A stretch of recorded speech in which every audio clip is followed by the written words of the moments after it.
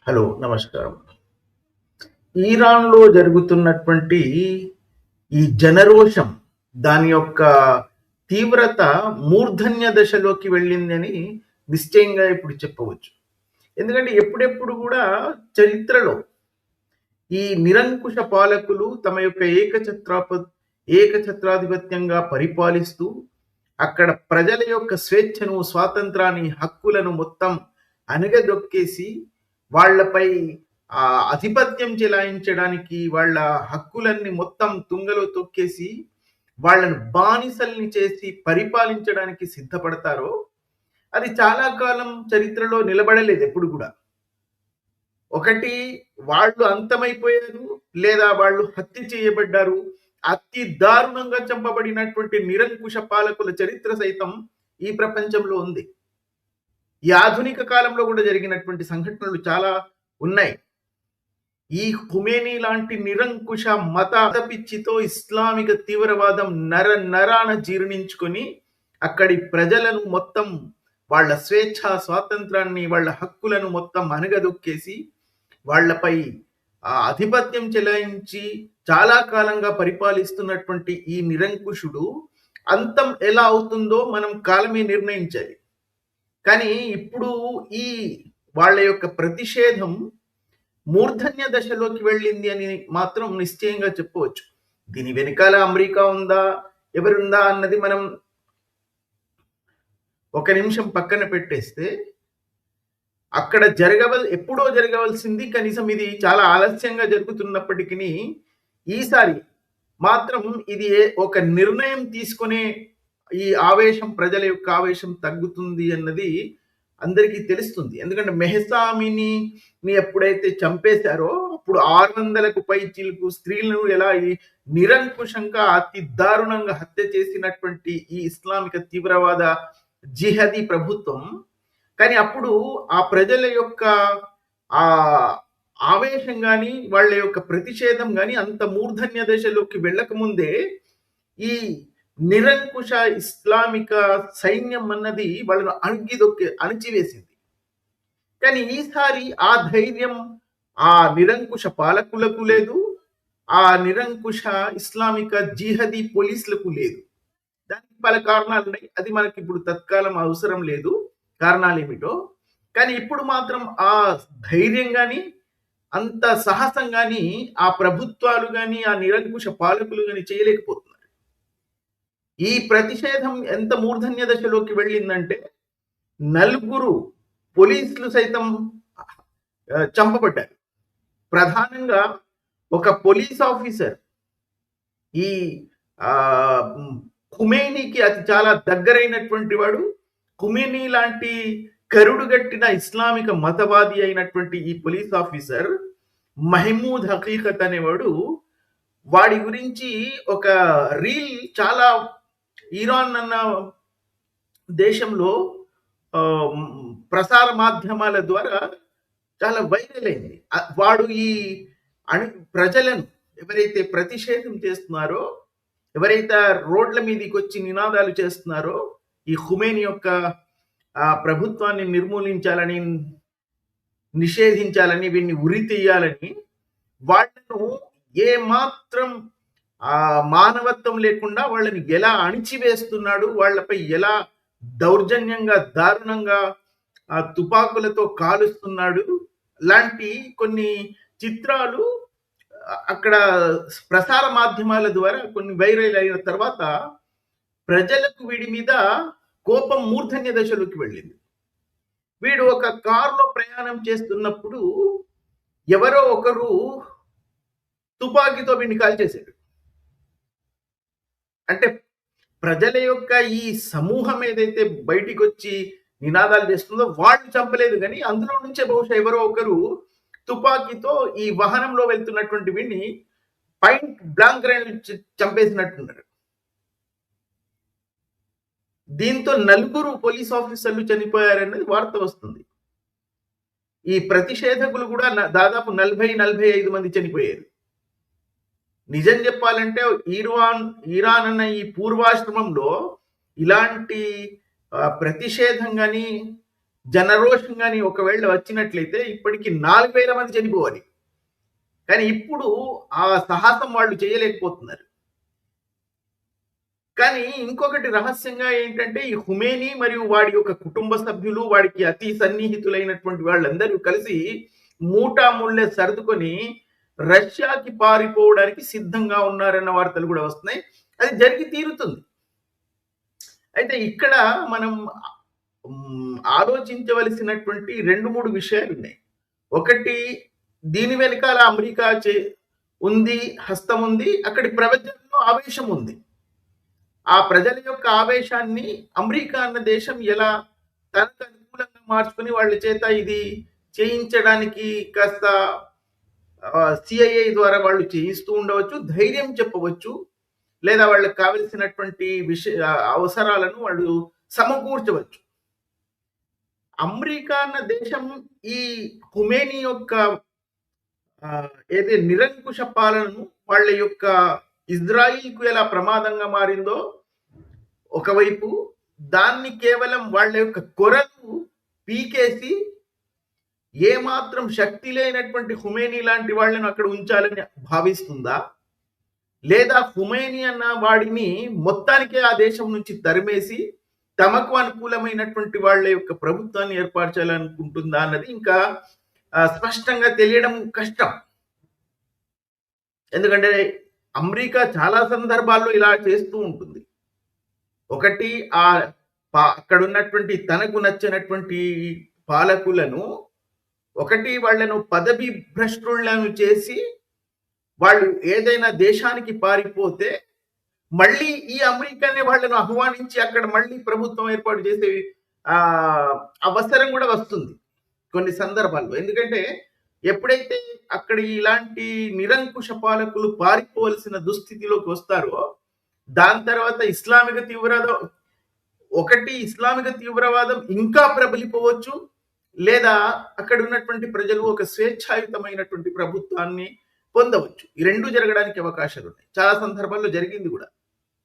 అయితే ఇప్పుడు ఈ ఖుమేని అనేవాడు నిరంకుశుడు, ఇస్లామిక జిహాద్ని నరనరాన జీర్ణించుకున్నటువంటి ఒక ఇస్లామిక తీవ్రవాది. ఇప్పుడు ఇతను ఏ నిర్ణయం తీసుకుంటాడు అన్నది కూడా స్పష్టంగా తెలియడం కష్టం. ఎందుకంటే చాలా సందర్భాల్లో ఇలాంటి వాళ్ళు నిర్ణయం తీసుకోవడంలో ఒక్క క్షణం ఆలస్యమైన కూడా వీళ్ళ ప్రాణాలకు ప్రమాదం సంభవించినటువంటి చరిత్రలు ఎన్నో ఉన్నాయి. సద్దాం హుసేన్ ను కూడా చాలా మంది హెచ్చరించారు. అమెరికా కూడా ఒకవేళ పారిపోదలుచుకుంటే పారిపోవచ్చు, ఎక్కడైనా ఆఫ్రికా లాంటి దేశంలోకి వెళ్ళి అస్లీం సీకర్ గా అక్కడ నివాసం ఉండవచ్చు అని హెచ్చరించారు. కానీ చిట్ట చివరి వరకు కూడా అతను ఆ ప్రయత్నం చేయలేదు, చచ్చాడు. కేవలం సద్దాం హుసేన్ మాత్రం కాదు, గదాఫీకి కూడా అవకాశం ఉండింది. ఎక్కడైనా విదేశాలకు వాళ్ళకు అనుకూలమైనటువంటి స్థలం ఎక్కడో ఒక చోట ప్రపంచంలో దొరుకుతుంది, పారిపోవచ్చు. తర్వాత పరిస్థితులు మారితే మళ్ళీ ఆ దేశానికి రావచ్చు, లేదా జీవితాంతం ఎక్కడో రహస్యంగా గడపవచ్చు. కానీ ప్రాణాలతో బ్రతికి బయటికి వెళ్లే అవకాశాలు ఉన్నా కూడా వాళ్ళు తీసుకున్న క్షణ నిర్ణయం బహుశా వాళ్ళ ప్రాణాలను అంత దారుణంగా, సద్దాం హుసేన్ అయితే ఉరి తీయబడ్డాడు, కానీ గడాఫీ అయితే అతి దారుణంగా చంపబడ్డాడు. అది మనమందరం ఆ దృశ్యాలని చూసాం. ఒక వంతెన కింద మురికి కాలువలో దాక్కున్నా కూడా జనాలు ఇటుకలతో రాళ్లతో కొట్టి మరీ చంపారు. ఇంత దారుణంగా ఈ నిరంకుశ పాలకుల పరిస్థితి చిట్టు చివరిగా ఇలా ముగింపు అవుతుంది. చాలా మందికి అవ్వకపోవచ్చు, కానీ కొందరికి ఇలా జరిగింది ప్రపంచం. అయితే ఈ ఖుమేని గాడు ఈ నిరంకుశ పాలకుడు, ఇస్లామిక తీవ్రవాది అక్కడ ప్రజలను ఎలా హింసించాడో, ఇప్పుడు వాడు తీసుకునే నిర్ణయం రష్యాకి మూటాముళ్ళే సర్దుకొని పారిపోతాడా, ఇంకా కాస్త వేచి ఉండడానికి అవకాశం ఉందా, మరి ఆ వేచి ఉండే సమయం అనుకూలించి పరిస్థితులు మారి వీడు ప్రజల చేతికి చిక్కుతాడా అన్నది కాలం నిర్ణయించాలి. కానీ ఒక పోలీస్ ఆఫీసర్ ఎవరైతే ఇప్పుడు ఈ సైన్యంలో ఉన్నటువంటి పోలీసులు కూడా సందేహ డోలలో ఉంటారు వీళ్ళు. ఇప్పుడు ఈ ఎవరైతే ప్రతిషేధం చేస్తున్నారో జనసమూహం, వాళ్ళలో ఒకటి సైన్యానికి, పోలీస్‌కి 2 అవకాశాలుంటాయి. ఒకటి వీళ్ళతో కలిసిపోవడం, ఈ ఖుమేని లాంటి నిరంకుశ పాలకుల యొక్క ఆజ్ఞలను శిరసావహించకుండా వీళ్ళ వైపుకు చేరడం, లేదా వీళ్ళ వైపుకు చేరకుండా ఇటు ఖుమేని లాంటి నిరంకుశ పాలకుల యొక్క ఆజ్ఞలు పాటించకుండా నిశ్శబ్దంగా ఉండిపోవడం. నిశ్శబ్దంగా వీక్షిస్తూ ఉండడం. కానీ కొన్ని సందర్భాల్లో అది కూడా ప్రమాదం అవుతుంది. ఎందుకంటే జనాలకు వీళ్ళ యొక్క స్పష్టమైనటువంటి అభిష్టం తెలియదు కాబట్టి జనసమూహం మూర్ధన్య దశలోకి వాళ్ళ యొక్క ఆవేశం వెళ్ళినప్పుడు ఇలాంటి వాళ్ళని కూడా చంపేస్తారు.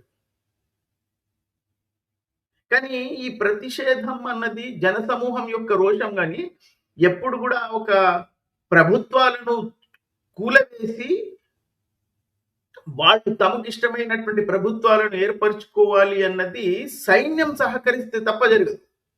చాలా సందర్భాల్లో సైన్యం ఏం చేస్తుందంటే ఎటువైపు జనసమూహం యొక్క ఆవేశం పెరిగిపోయి ప్రజలందరూ దాదాపుగా 80-90% మంది ప్రజలు వీధుల్లోకి వస్తున్నారు అంటే సైన్యం కానీ దాని ముఖ్య నిర్వాహకులు కానీ సైన్యాన్ని నిర్వహించే వాళ్ళు హఠాత్తుగా మారిపోతారు. ఈ పాలకుల యొక్క ఆజ్ఞలు వాళ్ళు ఏమాత్రం శిరసావహించకుండా ప్రజల వైపుకు వస్తారు, లేదా నిశ్శబ్దంగా ఉంటారు. వాళ్ళపై ఆధారపడి ఉంటుంది. అలాంటి సమయాన్ని, సందర్భాన్ని చూసుకునే ఈ నిరంకుశ పాలకులు, ఈ జిహదీలు, ఈ ఇస్లామిక తీవ్రవాదులు పారిపోవడానికి అవకాశం ఉంటుంది. కొన్ని సందర్భాల్లో ఈ సైన్యంలో ఉన్నటువంటి ముఖ్యమైనటువంటి పదవులు నిర్వహిస్తున్నటువంటి వాళ్ళు కూడా నిర్ణయిస్తారు. మీరు వెళ్ళిపోండి, లేదా వాళ్ళను వెళ్ళిపోకుండా నిరోధించడానికి కూడా వాళ్ళకి అవకాశం ఉంటుంది. ఒకవేళ వాళ్ళు తలుచుకుంటే వీళ్ళను ఈ జమున సమూహం చేత చంపించాలని వాళ్ళు నిర్ణయించుకుంటే వాళ్ళను వెళ్లకుండా నిషేధిస్తారు సైన్యమే. కానీ చివరగా ఒకవేళ ఈ సైన్యంలో ఉన్నటువంటి ముఖ్యమైనటువంటి పదవులు నిర్వహిస్తున్నటువంటి వాళ్ళు రహస్యంగా మీరు ఇక వెళ్ళిపోండి, మేము మిమ్మల్ని రక్షించలేమని వాళ్ళు కనుక వాళ్లకు చెప్పినట్లయితే వీళ్ళు ఆ నిమిషం అక్కడి నుంచి పారిపోతారు. ఎందుకంటే వాళ్ళు లేకుండా వీళ్ళేమీ చేయలేరు. వీళ్ళ కొరలు పీకబడతాయి. ఈ చుట్టూ ఉన్నటువంటి సైనిక దళంలో ఉన్నటువంటి ఈ ఆఫీసర్లే వాళ్ళని రక్షిస్తూ ఉంటారు.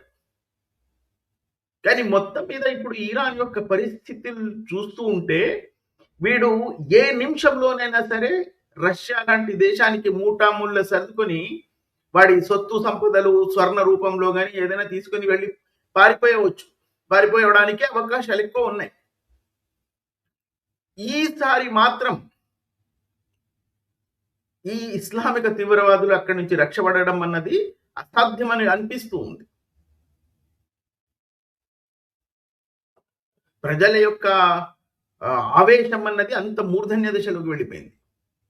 ఇంతకు ముందు కూడా వెళ్ళింది, కానీ అప్పుడు వాళ్లకు ఈ పాలకులకు కానీ అక్కడ ఉన్నటువంటి సైనిక బలం కానీ ఆ సైనికుల్లో కూడా నిరంకుశులైనటువంటి జిహదీలు చాలా మంది ఉన్నారు.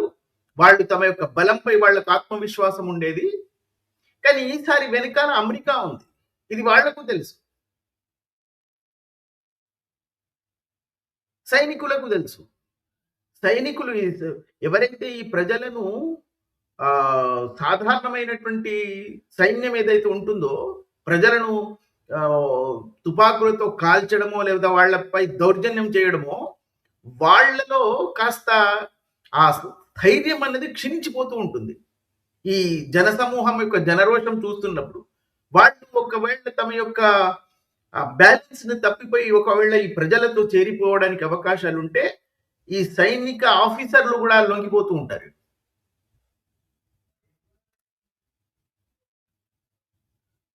మొత్తం మీద ఇప్పుడు చూడవలసినటువంటి పరిస్థితి ఏమిటంటే వీడు పారిపోగలుగుతాడా లేదా ప్రజల చేతికి చిక్కి గడాఫీ లాంటి మృత్యువు వీడికి కూడా సంభవిస్తుందా అన్నది ఇప్పుడు కొన్ని రోజుల్లో నిర్ణయించబడుతుంది. బహుశా నాకు తెలిసి ఒక వారం రోజుల్లో ఇరాన్ అన్న దేశం యొక్క ముగింపు అవుతుంది. వేచి చూద్దాం. అప్పటి వరకు ఒకవేళ ఈ సంఘటనల యొక్క తీవ్రత పెరిగిపోయి వీడు ఖుమైనీ రక్ష పడతాడా, పారిపోతాడా, లేదా ప్రజల చేతికి చిక్కి అతి దారుణమైనటువంటి మృత్యువును వాడు పొందుతాడా అన్నది మనం కాలమే నిర్ణయించాలి. ఇప్పుడు ఈ వెనుజులా యొక్క ప్రెసిడెంట్ నికోలాస్ మెడూరాను కూడా అమెరికా ఇలాంటి చర్య తీసుకుంటుందని అతనికి ముందే తెలుసు. చైనా ఒకవైపు నుంచి తుర్కీ మరోవైపు నుంచి హెచ్చరించారు. తుర్కీ అయితే నువ్వు మూటా ముల్లే సర్దుకొని నీ దగ్గర ఉన్నటువంటి బంగారం అవన్నీ తీసుకుని మా దేశానికి వచ్చేసేయని ఆహ్వానం కూడా పలికింది. కానీ సరి అయిన సమయంలో సరి అయిన నిర్ణయం తీసుకోలేనటువంటి వాడు ఇలాగే చిక్కుకుంటాడు. కానీ కనీసం అతను చిట్ట చివరి నిమిషంలో కాస్త తెలివిగా ప్రవర్తించాడు. లొంగిపోయాడు వీళ్ళకి. లొంగిపోకపోతే చంపబడేవాడు. అతను ఎందుకు లొంగిపోయాడంటే, ఇప్పుడు లొంగిపోతే కనీసం అమెరికాలోకి తీసుకువెళ్ళినా కూడా మనం జైల్లో కూర్చున్నా కూడా రేపు డొనాల్డ్ ట్రంప్ లాంటి వాళ్ళ పదవి కాలం అయిపోయిన తర్వాత, ప్రభుత్వాలు మారిన తర్వాత పరిస్థితులు మారిపోవచ్చు. మళ్ళీ నేనే వెనుజులాకు ప్రధానిగా మళ్ళీ వాళ్ళే పంపిస్తారు అన్న తెలివి ఇతనికి ఉంది. ఇతను పారిపోవడానికి అవకాశాలు ఉన్నాయి. కానీ వీళ్ళు ఏ మనిషి అయినా ఆ నిర్ణయం ఆ నిమిషంలో సరి అయిన సమయంలో సరి అయిన నిర్ణయం తీసుకోగలిగినప్పుడు మాత్రమే రక్షించబడతారు. ఆ నిర్ణయం తీసుకోవడంలో క్షణికం కూడా ఒక్క క్షణం కూడా ఆలస్యమైతే ముగింపు చాలా ప్రమాదకరంగా చాలా దారుణంగా ఉంటుంది అన్నదానికి గడాఫీ లాంటి వాళ్ళ చరిత్ర మనకు చెప్తుంది. ఈ నిరంకుశంగా జనాల యొక్క హక్కులను మొత్తం తుంగలో తొక్కేసి మానవత్వం అస్సలే లేకుండా వాళ్లతో ప్రవర్తించినట్లయితే ఇలాంటి నిరంకుశ జిహది భరణాధికారులకు ముగింపు ఇలాగే జరగాలి. ఎందుకంటే అది చూసి మళ్ళీ ఇంకొకడు ఇలా పరిపాలించకూడదు. ప్రజల యొక్క అభిష్టం మేరకు పరిపాలించగలిగినటువంటి వాడే సరి అయినటువంటి నాయకుడు. ప్రజల్లో వ్యతిరేకత ప్రబలిపోతున్నప్పుడు కూడా తన యొక్క నిరంకుశత్వాన్ని విడనాడక మూర్ఖంగా ప్రవర్తిస్తే వాళ్ళ తుది ముగింపు ఇలాగే ఉంటుంది, ఉండాలి కూడా.